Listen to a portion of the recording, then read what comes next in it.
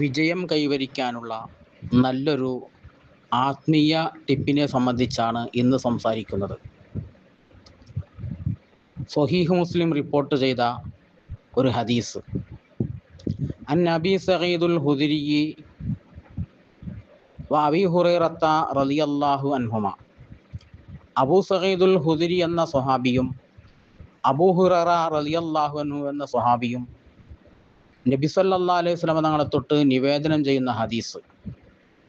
അന്നഹുമാ ഷഹിദ അലാ റസൂലില്ലാഹി സ്വല്ലല്ലാഹു അലൈഹി വസല്ലം അന്നഹു ഖാല. തീർച്ചയായും ഈ രണ്ട് സ്വഹാബികൾ റസൂലുള്ളാഹി സ്വല്ലല്ലാഹു അലൈഹി വസല്ലം തങ്ങളുടെ മുമ്പിൽ ഹാജരായി.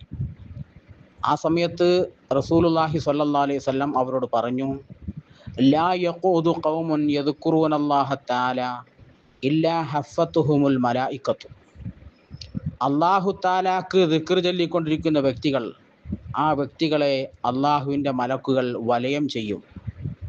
അവർക്ക് കാരുണ്യം വർഷിക്കാനായി, അവർക്ക് അഭയം നൽകാനായി ആ മലക്കുകൾ അള്ളാഹുവിനോട് പ്രാർത്ഥിച്ചു കൊണ്ടിരിക്കും. ഓഷിയത്തുഹുമുർ റഹ്മ, അള്ളാഹുവിൻ്റെ പ്രത്യേകമായ കാരുണ്യം ആ ദിക്ർ ചൊല്ലുന്ന ആളുകളുടെ മേൽ വർഷിക്കും, പൊതിയും. വ നസലത്ത് അലൈഹിമുസ് സക്കീനത്തു, അള്ളാഹുവിൻ്റെ ശാന്തി ആ ദിക്ർ ചൊല്ലുന്ന ആളുകളുടെ മേൽ വർഷിച്ചു കൊണ്ടിരിക്കും.